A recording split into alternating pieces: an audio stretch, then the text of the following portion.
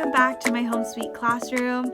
If you are new to my channel and you are just stopping by and visiting, don't forget to subscribe and hit the like button down below. If you are new, my name is Maritza and I teach 4th grade. If you are just joining my community, I am so glad to have you in my classroom. And today I'd like to actually show you what I do for stations and how I conduct it in my classroom. So if you are interested, please keep watching and don't forget to hit that like and subscribe button and the notification bell for future videos. I will see you in just a bit. So I wanted to share with you guys what I do in stations. I do stations a little bit different than I have in the past years, and I've really enjoyed it. I have enjoyed it so much that I try to integrate it in pretty much all of my stations. Now again, I teach 4th grade, so 4th grade is a little more independent. They appreciate choice, and well, 4th grade is really just kind of like in between the elementary and getting into more independent stages. So how I do my stations, are you prepared? So I do my stations as choice boards for my stations, and the way it works is I give them this template. This is actually my creation, and my students are given this at the beginning of the week. I give them the choice board at the beginning of the week, and it integrates actually the daily 5 within the choice board. So if for example, at the beginning of the week, I'll start off by telling them the norms, and I have it listed at the top, and they have number 1, make sure you work quietly and the whole time you do your best work. Number 2, pay attention to the instructions, read the may-dos and must-dos. Number 3, turn in all completed work at the end of the Smart Stations week with your name on each page. Now, I don't call them choice board activities or stations. I actually call them Smart Stations. And the reason, let me give you a little bit of background as to why I call them Smart Stations, is because I don't always have the same station. The reason why I call them Smart Stations is because I don't always have the same station every week. I like to try to incorporate some social studies and some science and any other topics that we might need to spiral in. So not necessarily are they always in that order, and the choices that they have is technology, reading, article of the week, which is my newsroom, writing, word study, and then my table. These stations are in no particular order. If you're not familiar with choice board, they have the choice, but they have to do the complete choice board. So they have essentially 6 stations. 5 they are responsible for, and in each station I have something different. Weekly it does change. Some of them don't, like for example the reading. Most of the time it doesn't. I like to give them that opportunity to read on their own, something that they like, something that they are reading. But they must write in their reader's response journals their reading for that particular station. So at the end of the week, I end up collecting some kind of holding them accountable for some kind of reading response. The others, for example, technology. As you can see here, I have the workstation and then the activity. So the workstation is what they follow, is here, and then the activity is what they are supposed to read and make sure that they complete all of the work that's for that workstation.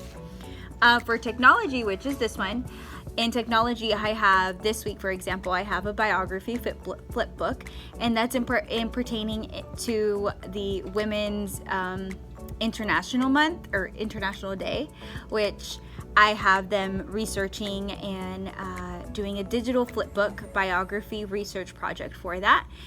And they also have in there a choice of edu-typing, so practicing typing skills, and then research for the state of the week. Recently I read an Instagram post about, I think she did country of the week or country of the month, maybe.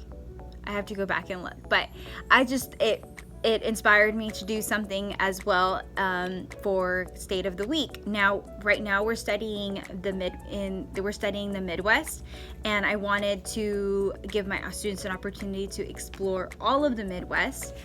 So in order to do that, I have to change it up weekly. So I have a template that I use for researching or writing information about a state.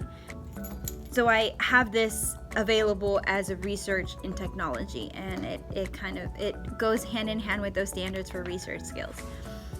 For reading, as I was telling you, they must respond in the Reader's Response Journal, and I have a video, if you are interested in interactive journals, where I talk about how I use my Reader's Response Journal. For Newsroom, it is the article of the week, and in Newsroom, they're real world events, and I use different resources to provide my students articles that they can use and read and research as well that have to do with real world events. They read the article, that is the must do, and then the may do, they may research about it and click on the link for the video that pertains particularly to that article that I have put in there. That is very exciting. I love that station. They have enjoyed it so much that they are more than welcome to go to this website for other resources and other kid-friendly articles, which is a great thing to have in the classroom, where they can do other research about other topics as well. In Writing Station, which is the workstation here, Writing Station for this week, I have the March Writing Choice Board, which is another choice board that I have, which I'll show you in just a bit. But in that station, I have it looks something similar to this, and it's for the whole month of March. They have the whole month of March to complete either a blackout or complete a row. I really like this March choice board because it provides them an opportunity to write about all kinds of things going on in March. For example, today was Pi Day, and I believe there was some kind of writing for Pi Day. I'm not quite sure, but I give my students that opportunity to write about those things and things that are happening in the real world.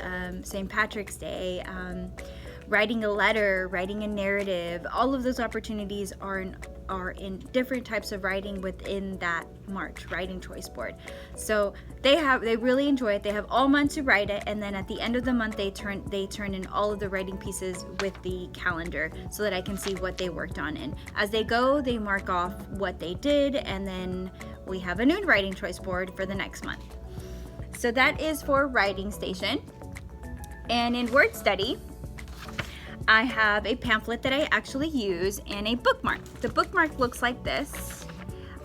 They must complete the bookmark with comprehension questions, and then the pamphlet is just a focus on the different spelling skills and vocabulary skills for that particular week, that focuses on the objective that we are covering in class, which is either the pattern and the vocabulary from this week's reading.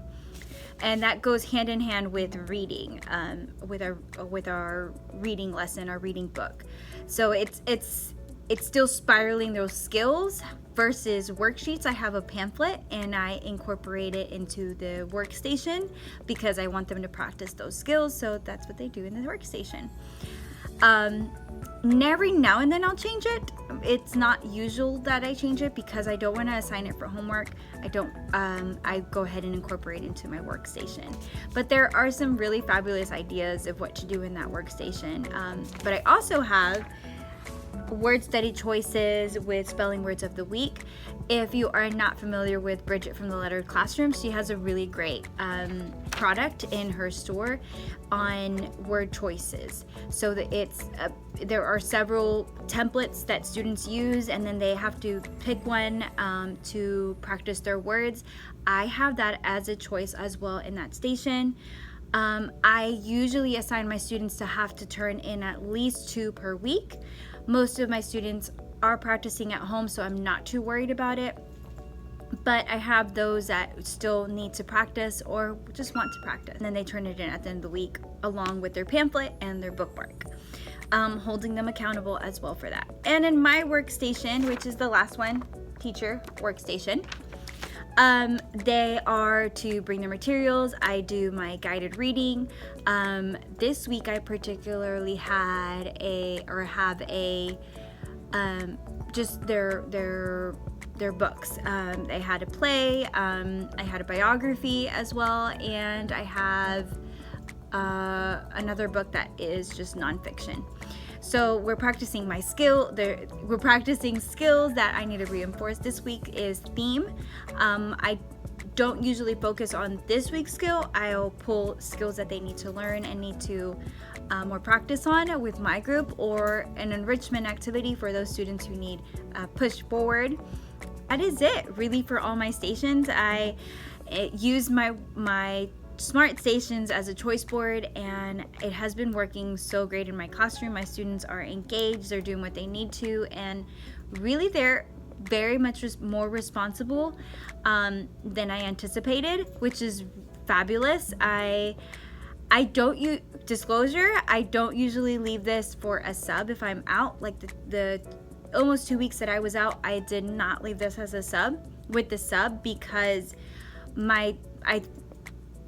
I just haven't tried it with a sub. But if you are interested in leaving it with a sub and you're thinking about it, I would say to leave directions and a timer perhaps.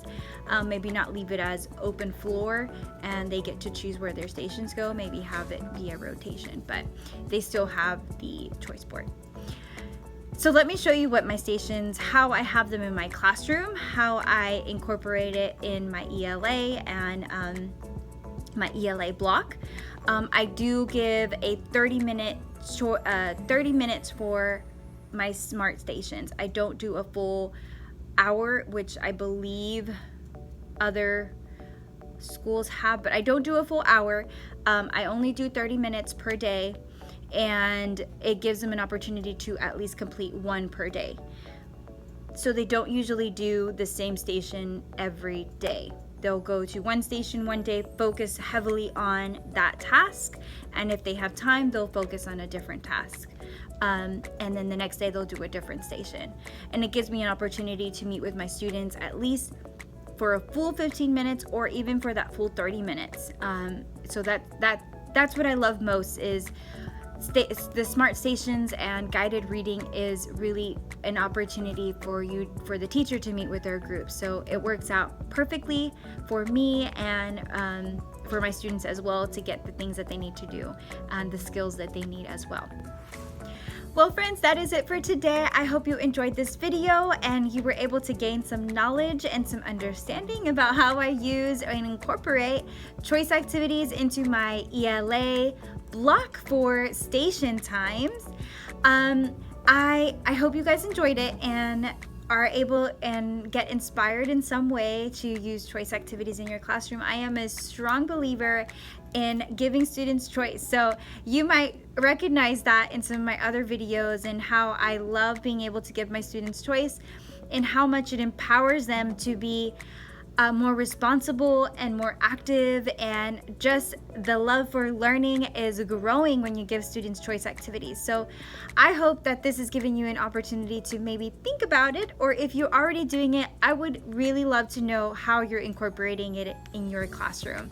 Please share down in the comments below so that I can also have some ideas to put on my list. I really enjoy reading any of your comments, and I will see you guys next time. Please don't forget to subscribe and hit that like button and the notification bell if you would like to continue watching some of my videos. And I will see you guys next time. Bye!